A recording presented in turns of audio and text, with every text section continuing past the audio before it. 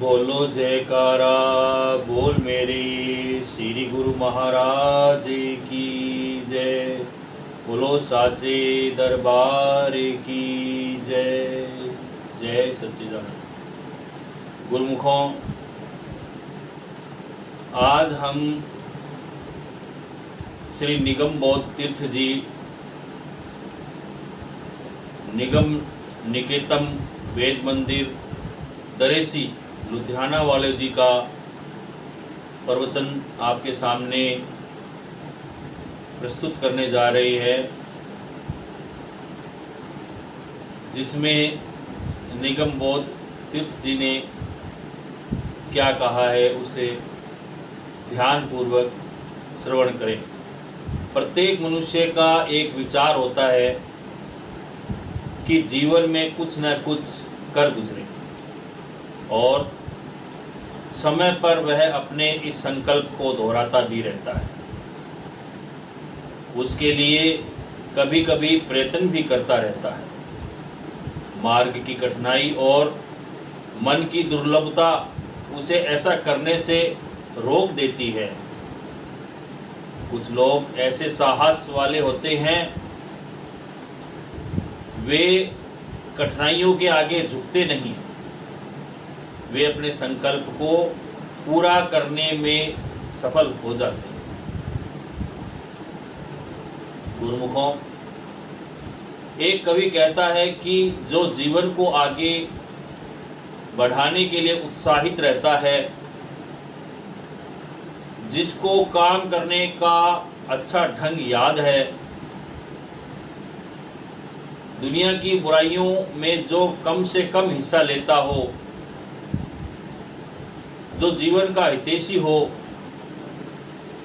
वह सदा उन बुराइयों से सावधान रहता है।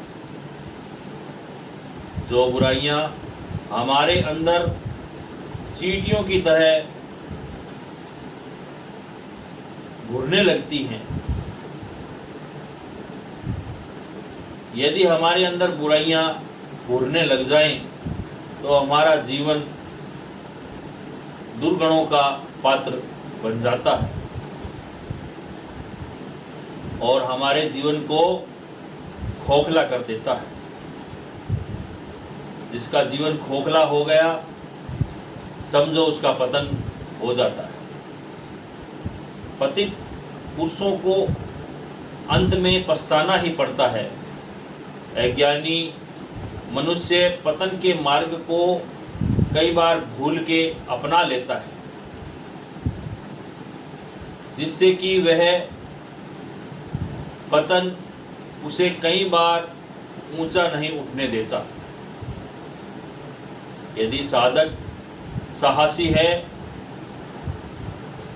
तो वह इन कठिनाइयों को जीत लेता है। गुरुमुखों, यदि हमने इस जन्म में करने योग्य कर्म कर लिया और जानने योग्य पदार्थ को जान लिया तो बहुत ही अच्छा किया।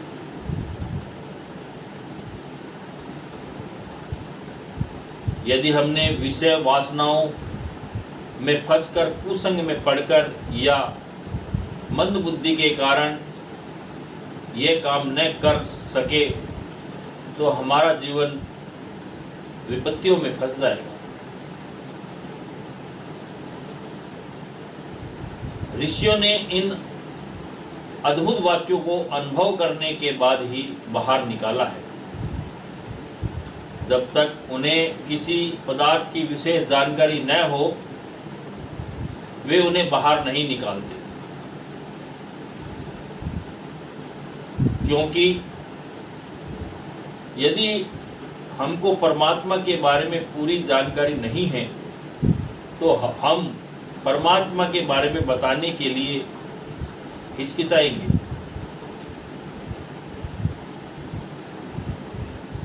क्योंकि हमको उसके निवास का पूरा पता नहीं है, तो फिर हम उसके बारे में बताएंगे क्या।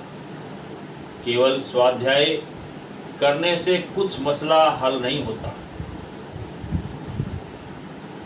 ऋषि तो तभी कहते हैं जब उन्हें थोड़ा सा आभास होता है किसी कार्य को करने के लिए मार्ग की कठिनाइयाँ और मन की कमजोरियाँ उसके बारे में रुकावट पैदा करती हैं। परंतु साहस के कारण यदि कोई आंख बंद करके आगे बढ़ जाता है तो बढ़ ही जाता है। हमें 3-4 पदार्थों की विशेष जानकारी होनी चाहिए। आध्यात्म साधना तो हमारा चिन्ह क्या है? जहाँ हम जाना चाहते हैं, जिस नाविक ने तट को देख लिया वो ही नौका को तट पर ला सकता है। जिसने तट को देखा ही नहीं वह लाएगा भी कहाँ। शास्त्रों में परमात्मा की बात उतनी नहीं कही जितनी आत्मा की सुनी जाती है। साधना के संबंध में हमारा चिन्ह आत्मा है। हमने आत्मा को स्वतंत्र बनाया। हमने आत्मा को स्वतंत्र बनाना है। आत्मा के बंधनों को काटकर आत्मा की परतंत्रता में प्रकृति का बंधन है, जिसे अविद्या का बंधन भी कहा जाता है, जिससे कि आत्मा जीव भाव के रूप में हमारे सामने आता है, जिससे कि वह कर्म का कर्ता और फल का भोक्ता के रूप में हमारे सामने आता है।